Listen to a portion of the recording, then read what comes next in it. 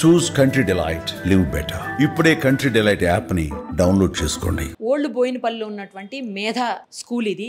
ఈ స్కూల్లోనే అల్ప్రాజోలం అనే మత్తు మందులను తయారు చేస్తున్నారు నిర్వాహకులు. ఈ స్కూల్ నిర్వాహకుడు ఎవరైతే ఉన్నారో జయప్రకాష్ గౌడ్ అనే అతను కొంతమందితో కలిసి ఒక రూమ్ లో లోపల ఉన్నటువంటి ఒక రూమ్ లో ఈ మత్తు మందు తయారు చేసి చుట్టుపక్కల ఉన్నటువంటి కళ్ళు కాంపౌండ్లకి ఇంకా కొన్ని షాప్స్కి ఇస్తున్నట్టుగా నార్కోటిక్స్ వాళ్ళు గుర్తించారు. ఈగల్ టీము చాలా పర్ఫెక్ట్ ఇన్ఫర్మేషన్ తెలుసుకొని ఆ తర్వాత వచ్చి స్కూల్లో దాడులు చేసినప్పుడు లోపలంతా కూడా అక్కడికి ఇప్పుడు మనకి ఇప్పటికి కూడా ఇంకా బుక్స్ కనిపిస్తున్నాయి. ఇది అఫ్ కోర్స్ స్కూల్ సీజ్ చేసేసారు కాబట్టి లోపలికి వెళ్ళే పరిస్థితి లేదు. ఆ బుక్స్ కనపడుతున్నాయి చూడండి. అలా కొన్ని బుక్స్ అన్ని ముందు రూమ్లో పెట్టేసి ఏమి తెలియనట్టుగా వెనకాల మొత్తం ఆ మత్తు మందు తయారు చేసినట్టు అల్ప్రాజోలం తయారు చేస్తున్నట్టుగా వాళ్ళు గుర్తించారు. దాదాపు 20 నుంచి 22 లక్షల క్యాష్ కూడా ఇక్కడ నుంచి సీజ్ చేశారు. దాంతో పాటు ₹1 కోటి పైబడినటువంటి మత్తు మందు, ఆ మత్తు మందుని అలాగే దానికి వాడేటువంటి రా మెటీరియల్ ని కూడా పోలీసులు narcotics especially narcotics eagle team వాళ్ళు సీజ్ చేసినటువంటి సిచ్యుయేషన్.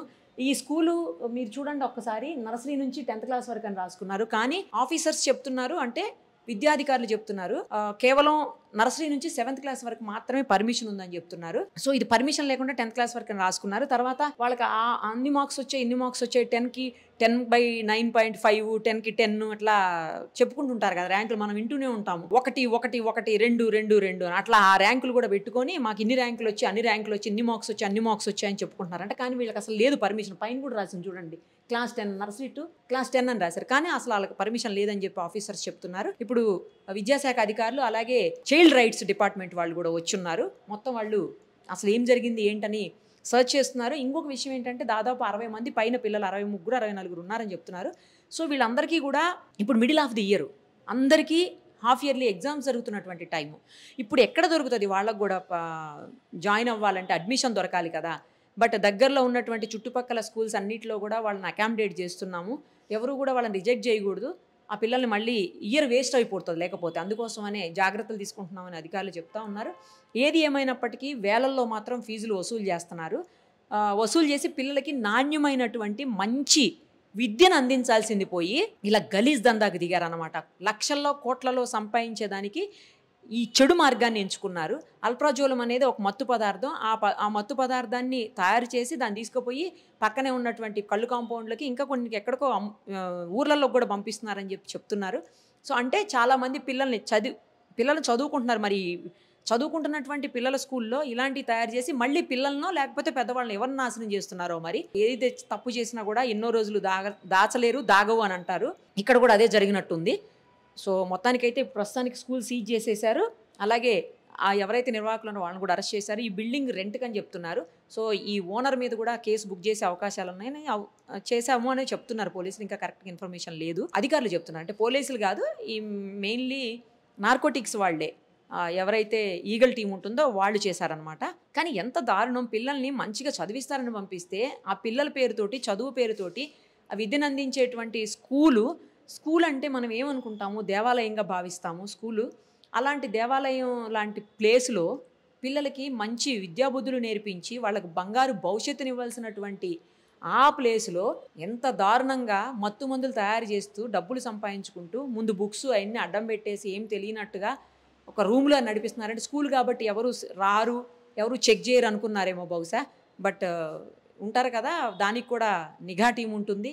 సో అలాంటి వాళ్ళే ఇప్పుడు మొత్తానికైతే పట్టుకున్నారు. కాకపోతే పిల్లలే అటు ఇటు కాకుండా అయిపోతారు, వాళ్ళకు కూడా అకామిడేట్ చేస్తున్నాము అని చెప్తున్నారు. మరిన్ని వివరాలు మనం ఎడ్యుకేషన్ డిపార్ట్మెంట్ అలాగే చైల్డ్ రైట్స్ డిపార్ట్మెంట్ ఆఫీసర్స్ ఉన్నారు, వాళ్ళతో మాట్లాడి తెలుసుకుందాం. ఎంఈఓ ఆఫీస్ నుంచి బయట ఒక నోటీస్ బోర్డు కూడా పెట్టారు, చూడండి ఒకసారి. మేధా స్కూల్లో చదివిస్తున్న పిల్లల తల్లిదండ్రులకు నమస్కారం. ఈ పాఠశాలను అనివార్య కారణాల చేత మూసివేయడం జరిగింది. మీ పిల్లల అడ్మిషన్ విషయంలో ఎలాంటి బాధ పడవలసినటువంటి అవసరం లేదు. మీ పిల్లలకు ఇతర గవర్నమెంట్ లేదా ప్రైవేట్ స్కూల్స్లో అడ్మిషన్ ఇవ్వకపోతే ఎవరైనా ఈ క్రింద కనిపిస్తున్నటువంటి సెల్ నెంబర్స్కి కాల్ చేయండి అని చెప్పేసి ఎంఈఓ నెంబరు, ఎంఈఓ ఆఫీస్ సిబ్బంది నెంబర్ కూడా 2 వేసున్నారు.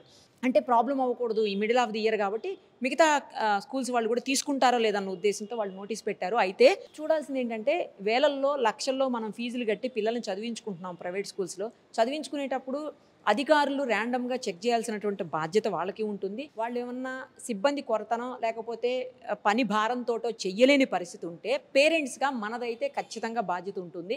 మన పిల్లల్ని ఎక్కడ చదివిస్తున్నామో ఆ స్కూలు పరిసరాలు ఎలాగున్నాయి, లోపల పరిస్థితులు ఎలాగున్నాయి, ఎలాంటి స్టాఫ్ అక్కడ ఉన్నారు, పిల్లలకు క్వాలిటీగా సరైనటువంటి ఎడ్యుకేషన్ అందుతుందా లేదా, వాళ్ళకి మంచి ఎడ్యుకేషన్ ఇస్తున్నారా లేదా, లోపల ఉన్నటువంటి నేను ఇందాకే చెప్పినట్టు ఆ పరిస్థితులు ఎలా ఉన్నాయి, పర్ఫెక్ట్ ప్రిమిసెస్ ఉందా, లోపల ఏమన్నా ఇబ్బందికర సిచ్యుయేషన్స్ ఉన్నాయా, అప్పుడప్పుడు మనం చూస్తుండాలి. తర్వాత పేరెంట్స్ టీచర్స్ మీటింగ్ అవుతున్నప్పుడు కానీ, లేదు అంటే పిల్లల్ని డ్రాప్ చేసుకోవడానికి వచ్చినప్పుడు కానీ, తీసుకువెళ్ళేదానికి వచ్చినప్పుడు కానీ కొంచెం అవన్నీ మనం చెక్ చేసుకుంటూ ఉంటే మనకు కూడా అర్థమవుతుంది. లేకపోతే ఈ స్కూల్లో లోపల అసలు వే కూడా చాలా చిన్నగా ఉంది, అంత తొందరగా ఎవరికి కూడా లోపలికి యాక్సెస్ ఉండదు నిజానికి స్కూల్స్లో. కానీ టీచర్స్ పిల్లల్ని తల్లిదండ్రులు ఎవరున్నారో వాళ్ళని మాత్రం రానిస్తారు టీచర్స్. సో అలాంటప్పుడు వెళ్ళి ఒకసారి మనమే చూసుకుంటే, ఒక రూమ్లో ప్రత్యేకంగా ఒక రూమ్ కాదు, అక్కడ విజువల్స్లో చూస్తుంటే 2-3 రూమ్స్ కనిపిస్తున్నాయి. సో పిల్లలు ఉన్నది తక్కువ, ఇది ఎక్కువ లాగా అనిపిస్తుంది చూస్తుంటే ఇదంతా నడిచేది. సో ఈ ఆల్ప్రాజోలం ఎక్కడైతే ఈ మత్తుమందు తయారు చేస్తున్నారో ఆ ప్లేస్లు అవన్నీ కనుక మనం చెక్ చేస్తే మనకు తెలిసిపోతుండేవి.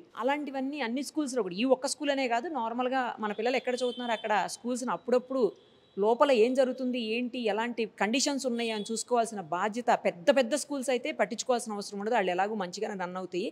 ఇలా అపార్ట్మెంట్స్లోటి పెట్టేసి, లేకపోతే చిన్న చిన్న రూమ్స్లో పెట్టేసి, లేకపోతే ఇలా క్లోజ్డ్ ఏరియాలో పెట్టేసి నడిపించే స్కూల్స్ విషయంలో మాత్రం చాలా కేర్ఫుల్గా ఉండాల్సిన బాధ్యత తల్లిదండ్రులకు కూడా ఉంటుంది. సార్ అసలు ఏం జరిగింది, మీకు ఎలా ఇన్ఫర్మేషన్ వచ్చింది, ఇప్పుడు ఆ పిల్లలందరినీ ఎక్కడ అడ్జస్ట్ చేయబోతున్నారు? ఈగల్ టీం వచ్చి రైడ్ చేసేంత వరకు మాకు ఆ ఇన్ఫర్మేషన్ తెలియదు. టీవీ స్క్రోలింగ్ చూసి మేము ఆదివారం రోజు వచ్చి, ఆ రోజు ఈవినింగ్ అవర్స్లో తెలిసింది. ఆదివారం వచ్చి స్కూల్ను ఎట్లా సీజ్ చేయడం జరిగింది.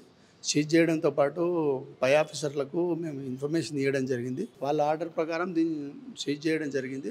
నెక్స్ట్ డే వచ్చి నిన్న మండే రోజు వచ్చి పిల్లలంతా తల్లిదండ్రులతో మాట్లాడి, వాళ్ళని ఒకరొకరి నెంబర్ తీసుకొని టీచర్తో మాట్లాడి ఆ పిల్లలందరినీ కూడా స్కూల్ డిస్టర్బ్ కావద్దు, వాళ్ళ చదువుకు ఇబ్బంది కలగొద్దని పక్క స్కూళ్ళల్లో అడ్జస్ట్ చేశాం.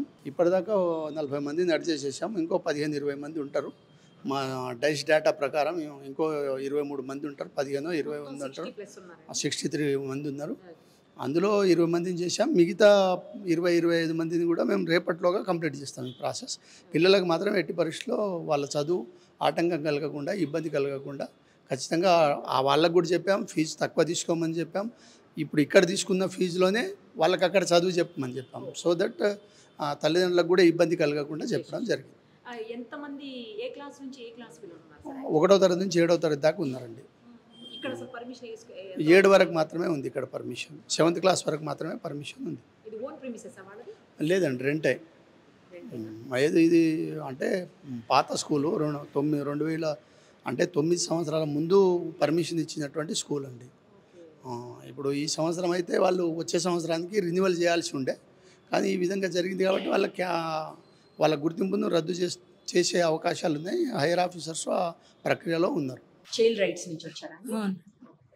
ఏం డిసిషన్ తీసుకున్నారు ఇప్పుడు ఈ స్కూల్ విషయంలో, పిల్లల విషయంలో ఎస్పెషల్లీ? ఇప్పుడు ఇక్కడ జరిగిన ఇష్యూ మీద ఇక్కడ ఉన్న పిల్లలకి మనం ఎమ్మటే వాళ్ళు వేరే స్కూల్కి ఇయర్ వేస్ట్ కాకుండా చూడడానికి నియర్ బై స్కూళ్ళల్లో అకామిడేషన్ ఇప్పించడం జరుగుతుంది, ఎడ్యుకేషన్ సిస్టమ్ని యూజ్ చేసుకుంటా. దాంతోపాటు తల్లిదండ్రులు కూడా ఒక స్కూల్కి పంపిస్తున్నామని అంటే ప్రాపర్గా కనీసం ఒక పేరెంట్ మీటింగ్ అన్నప్పుడు వచ్చినప్పుడైనా సరౌండింగ్స్ ఎట్లున్నాయి అని చూసుకోవడం మన కన్సర్న్ పేరెంట్గా. అది చూసుకుంటూ పిల్లల్ని ఎక్కడ పంపిస్తున్నాం అనేది కూడా మనం ఫోకస్ చేయకపోతే ఇబ్బంది అవుతుందని ముఖ్యంగా తల్లిదండ్రులు ఆ విషయాన్ని దృష్టిలో పెట్టుకోవాలి. స్కూల్ని పంపించేటప్పుడు అక్కడ ఉన్న పిల్లలకి ఎస్పెషల్లీ ఈ స్కూల్ విషయానికి వచ్చేసరికి లాస్ట్ 9 years బ్యాక్ ఇక్కడ పర్మిషన్ ఇవ్వడం జరిగింది అనేసి డిపార్ట్మెంట్ ఉంది. అది ఇచ్చిన దాంట్లో కూడా 7th వరకే, అప్ టు 7th వరకే పర్మిషన్ ఉండే, వాళ్ళు కొంత 10th వరకే మెయింటైన్ చేస్తున్నట్టు పెట్టుకున్నారు. అది కూడా లీగల్ యాక్షన్ తీసుకోవడం జరుగుతుంది. దాంతోపాటు ఈగల్ టీమ్ యాక్టివ్ అయింది కాబట్టి ఇలాంటి ఈ సరౌండింగ్లో కాదు అసలు మన స్టేట్లోనే జరగొద్దు అనేది చైల్డ్ రైట్స్ కమిషన్ నుంచి మేము కోరుకుంటున్నది. అట్లే ఇట్లాంటి ఏ విషయం ఉన్నా కమిషన్ అనేది ఒకటి గవర్నమెంట్లో ఉంది కాబట్టి ఇలాంటి ఇష్యూల మీద ఎప్పుడూ స్పందిస్తూనే ఉంటాం. అట్లనే మీ ద్వారా మీడియా ద్వారా కూడా మేము చెప్పేది ఏంటంటే ఏ చిన్న విషయమైనా కమిషన్ దృష్టికి తీసుకెళ్తే అది మేము కమిషన్లో కానీ కమిషన్ నుంచి గవర్నమెంట్కి కానీ తెలియజేయడానికి ఆస్కారం ఉంటుంది. కాబట్టి తల్లిదండ్రులు కానీ పిల్లలు కానీ ఎవరైనా ప్రతి ఒక్కరూ అది నా బాధ్యతగా ఫీల్ అయ్యి ఇలాంటి ఇష్యూలు జరిగినప్పుడు ఖండించాలని కోరుకుంటున్నాను.